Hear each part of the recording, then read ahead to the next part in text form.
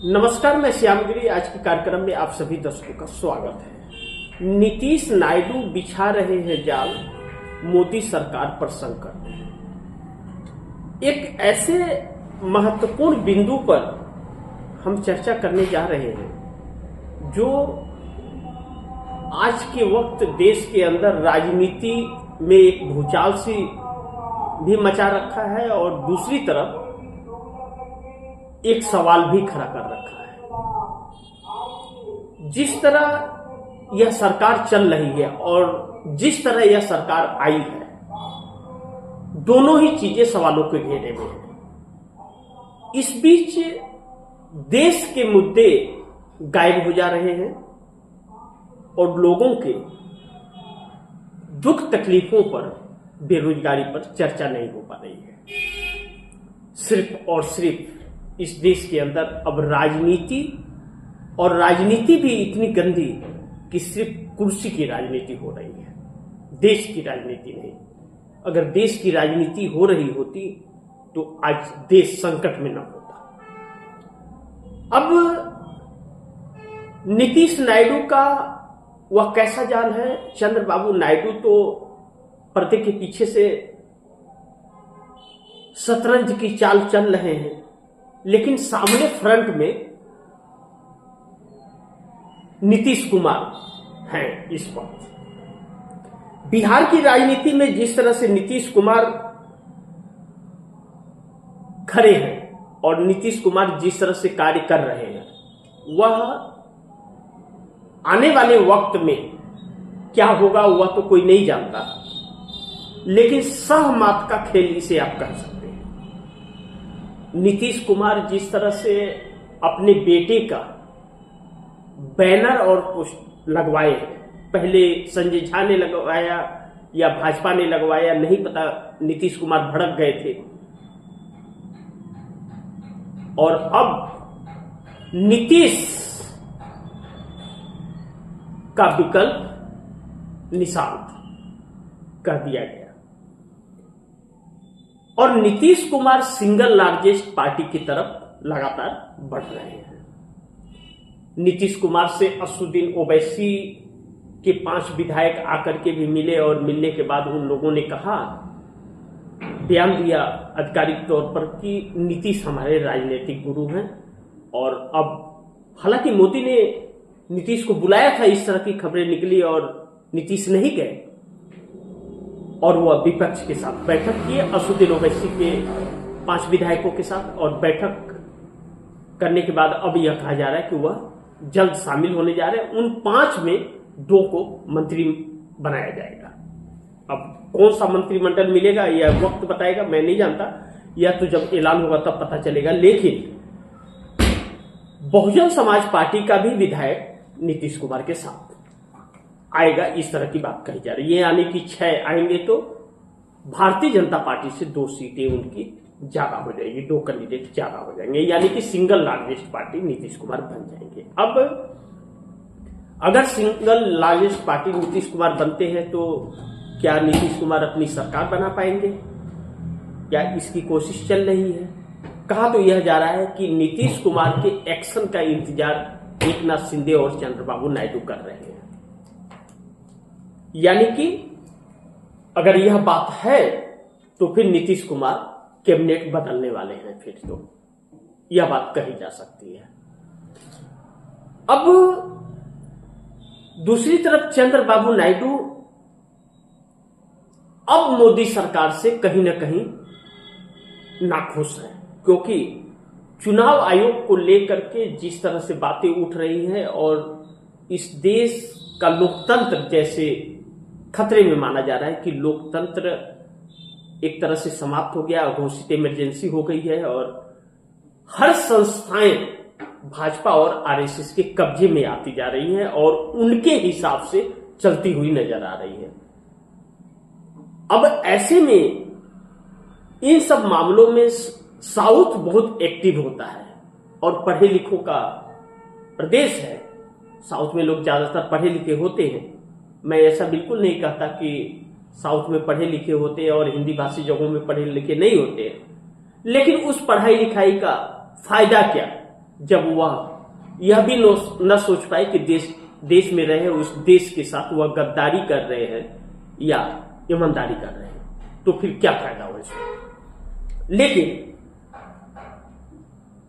चंद्रबाबू नायडू अब इस पर सोचने को मजबूर हो गए हैं कि यह चीज आने वाले वक्त के लिए सही नहीं है। ठीक है, ऐसे में अगर सत्ता है तो ठीक है, जब तक सत्ता रहेगी रहेगी, कोई हिला नहीं पाएगा, वोट चोरी करके सत्ता पे आ जाएंगे। लेकिन अगर कोई प्लान चुनाव के वक्त फेल हो गया और वोट चोरी से भी नहीं जीत पाए, तो फिर क्या होगा। तो आज जहां विपक्ष है वहीं पे वह खड़े हो जाएंगे, तो उनके लिए आगे की राजनीति मुश्किल हो जाएगी। और लोकतांत्रिक तौर पर कोई भी पार्टी चुनाव जीत करके आ सकती है। तो अब ऐसे में नीतीश कुमार खेल की शुरुआत बिहार से करेंगे और नीतीश ही भाजपा छोड़ने का पहले ऐलान करेंगे, फिर नायडू और शिंदे करेंगे। शिंदे उस वक्त तक, नीतीश कुमार जब तक यह कार्य करेंगे, कब करेंगे इस बात का कोई समय सीमा नहीं है। और भाजपा अपने रास्ते पर बखूबी चल रही है। अब पश्चिम बंगाल का चुनाव है, फिर आसाम का चुनाव है, फिर चुनावों का सिलसिला शुरू हो जाएगा। फिर 27 के शुरू में ही 5 राज्यों का चुनाव, पश्चिम बंगाल का चुनाव खत्म होते ही बाकी उत्तर प्रदेश, उत्तराखंड, पंजाब के चुनाव में लग जाएंगे लोग। उसके बाद में कर्नाटक, गुजरात, हिमाचल, मध्य प्रदेश, सबका चुनाव एक लाइन से आते ही आएगा फिर तो ऐसे में नीतीश कुमार अब गंभीर हो गए हैं और नीतीश कुमार मोदी के इस्तीफा तक बात पहुंचाएंगे। इस बात पूरी तरह से भाप गई है भारतीय जनता पार्टी। और भारतीय जनता पार्टी जब भाप गई है तो भारतीय जनता पार्टी अब बिहार के अंदर तो तोड़फोड़ की कोशिश कर रही है। उपेंद्र कुशवाहा के 3 विधायक जो जाकर के स्पीकर से मिले, कहा जाने लगा कि उपेंद्र कुशवाहा के 3 विधायक आ जाएंगे भारतीय जनता पार्टी में, लेकिन अभी तक आए नहीं।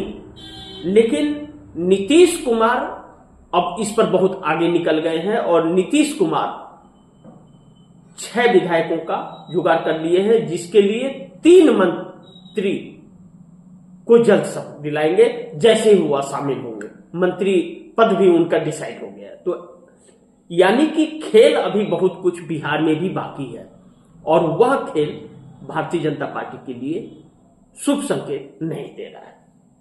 यह बात, इस बात से इनकार नहीं कर सकते। ऐसे में चंद्रबाबू नायडू का क्या रोल होगा यह वक्त बताएगा। लेकिन चंद्रबाबू नायडू बहुत बड़ी खिचड़ी पका रहे हैं और 14 दिसंबर को जब राहुल गांधी की रैली होगी, उस वक्त यह संकेत निकलेगा कि इंडिया गठबंधन एकजुट है कि नहीं। जो सोनिया गांधी के बर्थडे पर तो सब नजर आए, लेकिन उस आक्रोश रैली में अगर वह इंडिया गठबंधन की रैली हुई और 5 करोड़ तकरीबन लोगों के हस्ताक्षर राष्ट्रपति को सौंपने हैं, उसमें सफल हो गया, तो फिर मोदी सरकार तब समझ लीजिएगा जाने वाली है और बहुत जल्द जाने वाली है। क्योंकि अब महाराष्ट्र से यह संकेत पूर्व मुख्यमंत्री पृथ्वीराज चमन ने यह दे दिया कि महीने दिन के अंदर प्रधानमंत्री का चेहरा महाराष्ट्र से होगा। उस वक्त से मोदी सरकार में एक बौखलाहट सी मच गई है पूरी तरह से, जिसका तोड़ नहीं मिल रहा है। यानी कि कुर्सी हिल गई है और कुर्सी जाने वाली है, ऐसा प्रतीक हो रहा है। अब यह तो वक्त बताएगा कि क्या होगा, और जो भी होगा खबरें आप दर्शकों तक हम पहुंचाते रहेंगे।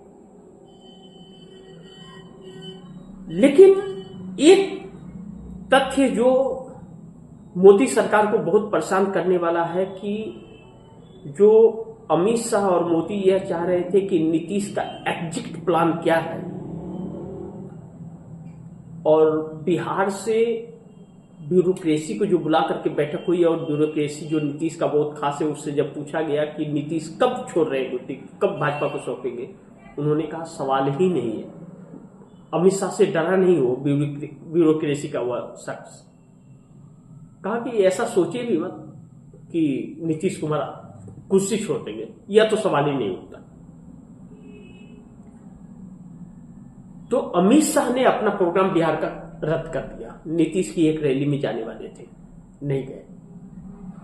इससे भी यह लग रहा है कि अब